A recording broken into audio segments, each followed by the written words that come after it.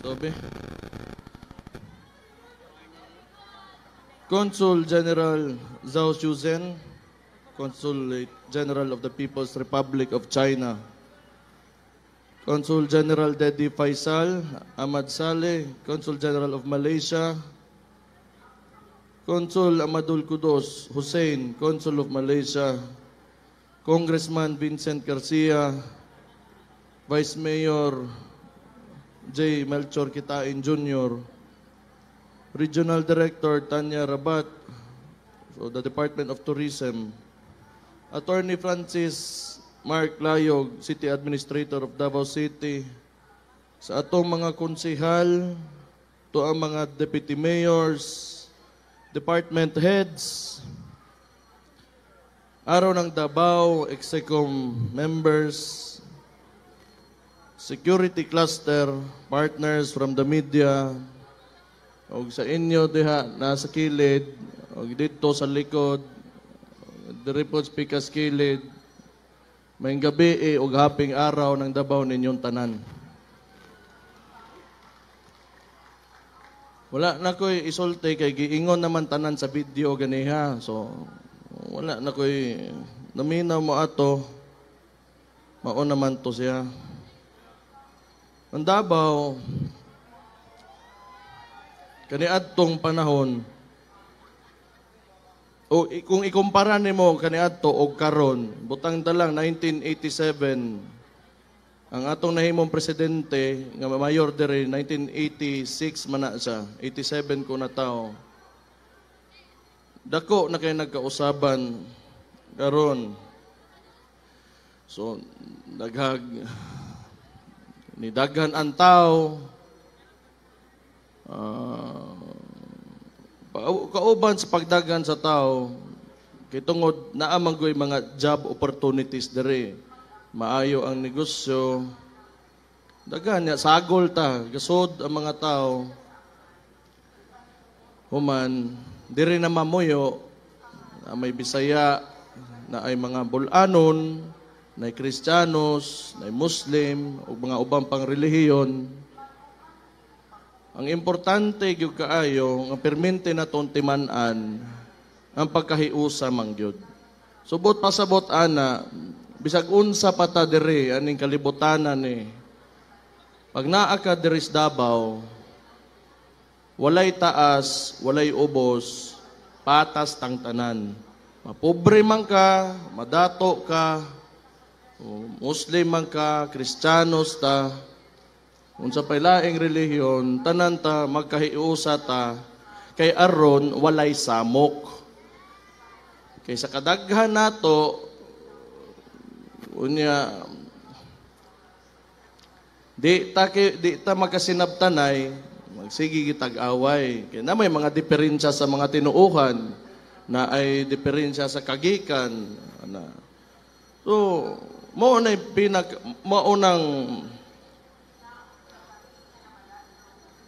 kani atong pagrespeto sa atong isig katao, maoning this is what keeps us together as Davaoenos sa tinuod lang. Napagod tay mga tribo, 11 ka buok. So kung kadagawas ninyong balay, daghan naman kay takaron, andala na to, guot na. Pwede pahinayan ning suga diri sa tubangan ako gamay kay kabuta man. Ana, sus naalaman day na, kadagawas niyo, guot na andalan. Ako, warning lang ko daan. Ang mga tao, kasagaran, mga trabahante, mga trabahante, magbaktas na, mutabok nagdalan, unya kusog inyong dagan, maligsan ninyo, mamatay na, kausaran ng kinabuhi sa tao. Kana mga driver, nga di kapuyo sa dalan, pag kamo gani makaligis, gukdon gyud tamo. Gukdon tamo, ang pamilya, tagaan akong abogado, ipapriso gyud tamo. Kay guot ang dalan, ang mga trabahante, ang mga empleyado ramo ng gabaktas, maligsan pag kukdon ta mo, tagan. Kung sad-an gyud mo, ipapriso gyud ta mo. Mao na inyong bantayan diha. Kay gikapoy nako sa inyong behavior pag-abot sa dalan. Respetuan ninyo ang mga tao nga gabaktas lang kay dili tanan nay sakyanan, dili tanan makapalit og sakyanan, makapalit og motor. Mao ra man na siguro. Wa man tay kanang serious gyud na iso other than kung moabot gyud simbako lang gyud palayo sa Ginoo, terorismo. So mao na do na tay culture of security. Kaya aron kita magbinantayay ta. Kaya ang Tibuok City, ang Tibuok Dakbayan nato 2,400 square kilometers of land area. Unya 182 barangays. O, kunaan na lang ninyo, unsaon na ito pagmantay. Kinanglan, magbinantayay ta. Muna ginaingon sa culture of security, dapat, pag may nakita, magsalita. O, pangita mo, taga-gobyerno, sundalo ba, polis ba, istorya lang mo, ana lang. So, ahaman taron. Ngani na, mo storya ko gamay about congestion. Kana manggod siya, ang syudad, kaniadto, gihimo ni siya, dili mo accommodate, wala man po yung lugar sa tibuok kalibutan nga dapat manubra iyang sakyanan sa nahimo niyang dalan. So, mao na sitwasyon. Kay, di man ta pareha sa mga ubang mga dato na mga syudad, mga progressive na mga countries, nga kuntakay, dugay na imuhang sakyanan, magkamahal ang rehistro. So that's why, na sila mass transport, pwede sila mo baligya o di na lang yun sila mo palit. Kaya mo sakay silang train, subway, sakyanan ng unana. Wala na ito adere. Kaya nang, wala pa ta diha. Kung antay, developing country pa ta, padung pa lang ta dito. So muagi yung tag, medyo lisod, kinanglan, masabta na ninyo.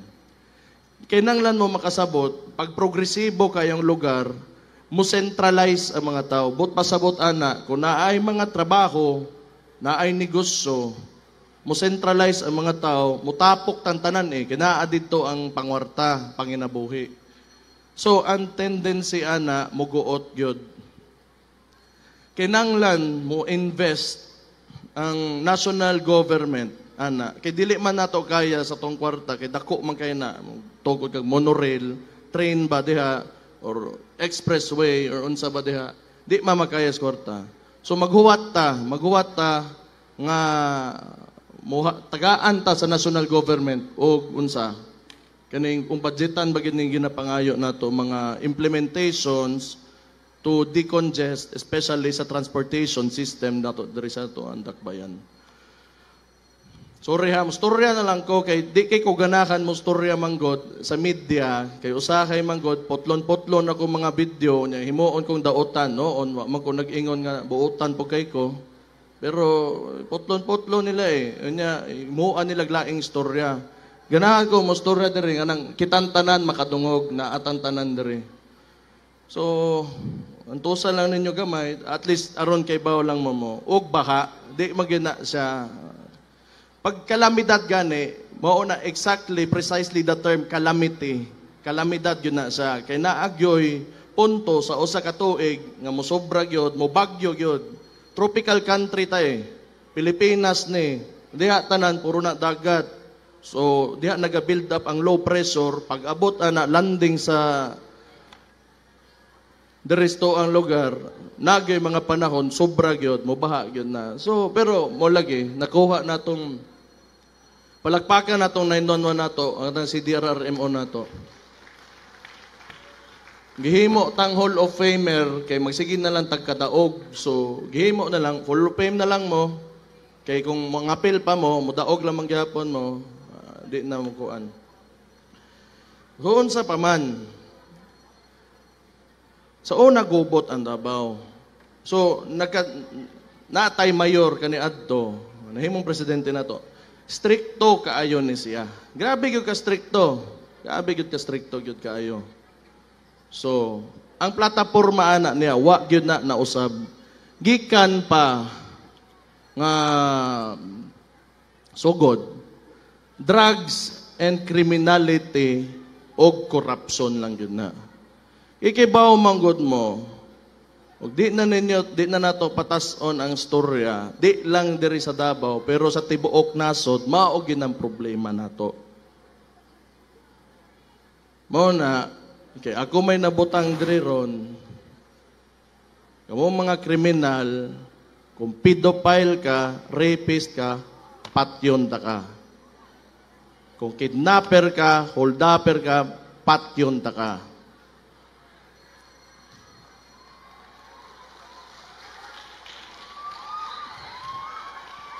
Kung corrupt ka, o naka sa gobyerno, kalabanon gyud ta ka. Maning ka. Pero kung medyo okay ra ka, posposan lang da ka, badlongon lang ka, uway lang imong katapat diha, bunalan da ka. Pero ayaw diri sa Davao. Kato mga namuyo na diri nga medyo okay na, nakasabot na sa dagan, kaning mga bag-ong tubo, kining mga gasod diri para mangitag nahimo man guni karon, ginatawag nato kaniadto ang tao moadtog Manila makipagsapalaran. Kay sa ilahang mga probinsya walay trabaho, lisod ang kinabuhi, mo na mga to og Manila. Kini magong Davao tungod sa iyang progreso, daghan sagol man kita diri. Like I said, sagol kita tanan diri. Everyone is welcome. Wala tay ginadili sugtan diri, basta mosunod lang ka sa gusto sa kadaghanang dabawenyo nga unsa man. Disiplinado tang diri sa atong dakbayan. So, having said that, ako magpasalamat lang gyud ko nga nabutang ba ko, nahimo kong mayor. Gabi mo, di na ko, okay na ko. Okay na ko. Nakasuway lang ko, nakaabot ko diri, nakakita lang ko unsay naa. Pero diri, magkatinga ako, no? Diri ko sa Davao, mauwaw ko mustorya ninyo. Pero pag nakos lang yung lugar, medyo baga kognaw. Kung ako Davao, mauwaw ko. Gikam ko grali. Niya, karon gisuwatan, pero di man address sa ko, gisuwatan ko, sa Cebu ko, istorya ko. Di siguro ako, pero may lain dito nga, nagyaw-yaw o kanandaghan gipangingon nga mga butanggod na sentimento lang man to ako mama ko nagingon nga dili to katugyod to ituyo to nako bahala sila diha. Pero tama man kung maingon ang katong suwat tong statement from the DILG nga tama man. Disturbing man gyud akong gipang-ingon ug bulgar man gyud siguro. I do not know. Di ko kakuan. Depende na sa pananaw sa tao. Mao gyud na. Pero og usbon tong gabion hato, balikon lang gyapon ako akong gipang-ingon. Ingon ana man ko na. Ingano, kung ako po'y pangutan-on nimo, kung magtanaw po kas Pilipinas manggod, magdugay gyud ta, dugay gyud kayo ang dugay kita mo asinso. Kikabaw mo unsay disturbing gyud kaayo? Corruption. Drugs. Criminal. Kung dili na nimo i-address na that directly affects the lives of ordinary Filipinos, wala gyud. Dugay gyud kita mga sinso aning kalibutanan . Kaya mo na mabuang ang pamilya, igasto sa sabo ang kwarta. Mga gusto mo sulod o politika, gusto lang magpataba o bulsa, mahimo nang isang cycle permente, wala, gyud. Ang permente nga naa sa taas sa society, kato pag yung mga selfish ang motive. So, wala, pangit. Muna pangutan-on ko mo, tama man, vulgar man gyud ko. Wampo ko nag-ingon na buutan ko. Kanus-am ko nag-ingon ana. Sige lang, okay ra. Humana mo pag istorya. Ana ko'y laing istorya. Pagkahuman ato ang adlaw to. So di gyud nako usbon ako mga statements. Di po nako usbon akong baruganan. Kay tungod lang gisita ko ninyo. Bahala mo. Tanggalon ko ninyo sa trabaho. Okay ra nako. Daghan pa ko kuan. Gusto i-date mga kuan. Akong uyab, taka lang mo. Akong uyab ako i-date. So na, padayon lang ta, sinabtanay lang ta. Oh, maningkamot lang, kayod lang ta kada adlaw. Total gabayad mog tax, gabayad mog buwis. Siguradoon nako nga way manghilabot ng anang kwartahan na nya tinabangay lang ta perme na ay gobyerno nga andam perme mo serbisyo ninyo. Duulan ninyo ang mga taga-gobyerno. Pero pasalamat po ko, sukad na himo kong mayor. Gusto na ko pasalamatan ako mga department heads po, palakpakan nato sila palihog. Itong mga konsihal, palakpakin ninyo. Itong mga kapitan, barangay captain, palakpakin na ninyo na sila. Maayo man, usa ka tuig nako nga nagdumala diri sa ato lugar. Okay man. Usahay na mga diferensya sa politika pero walay sinalbahis nga binastos. Naalang medyo pag-abot na sa mga bambutang pero kanang inat ba nga mampod. Salamat na lang po ko. Og sa mga kamo dia kanang nirespeto sa kuha nga ako'y mayor ninyo karon. Salamat kay sa inyo ha. Naalam man po ko dire kay tungod lang po man pod ninyo. Di na lang pod kamo ako serbisyoan. Di na lang ko. Kapoy kayo ni, tinuod lang. Samot na ron nga medyo unstable ang political climate sa ato ang nasod. Medyo, pero noon, natural man na. Di man ko pwede mo reklamo kay gisuot ko man yung trabahoan eh. Pero, ang ato ang akong pangadji lang yun. Nga kung unsa man, tanan natong ginahimo o tanan natong mga paningkamot maabot mapadong sa kaayuhan gyud. Naalang ko dire inyohang sulugoon trabaho lang ko hantod sa taman sa kaya nako taman sa kaya sa kapasidad nako nga mayor ko og maura. So, naman tayo mga bisita, mga performer, no? Da ages na mong kanta unya naapod to si J.K. Labajo. Karon adlaw. Kamo na mo yung mga uyab ha, nya kusuki mo manyagit. Oh. Okay, sige, kato lang. Di na nako, tas-on pa ako storya kay basig nidag-om ra baganiha. Pasalamat ko sa ato mga sponsors sa Davao City Chamber of Commerce ni Akaron, sa ato mga foreign na mga bisita. Ito mga niaging mga mutya, mga gwapa kayo na ito mga mutya, palakpakin ninyo na sila. Mag katong mga pila, katong karon kanang mga nangapil, mga gwapa po kaayo. Sa pa ba? Kasi kung nalimtan ta mo ay mo kalain ha kay di gyud nako ni makuan tanan. So, tinabangay lang ta. Tuman lang mo balaod. Buhatan lang ninyo inyong responsibilidad nga dabawin nyo as citizens of Davao City to follow the rules and the laws of our land or territory. Onya, kami mga taga-gobyerno, kami na bahala sa inyo. Ang pulis, magbantay sa inyo. O ang sundalo, magbantay sa inyo.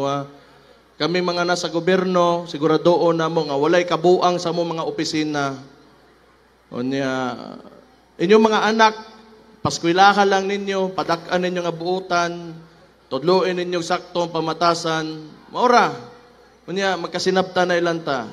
Pag naatay kontra, criminal, drugs, sabay-sabay ta, dungan ta nga musokol, ana. Pero, patyon ko lang na, imong kaguol, ana. Maura na, maayong gabi sa inyong tanan. God bless you all. O happy araw ng Davao ninyo.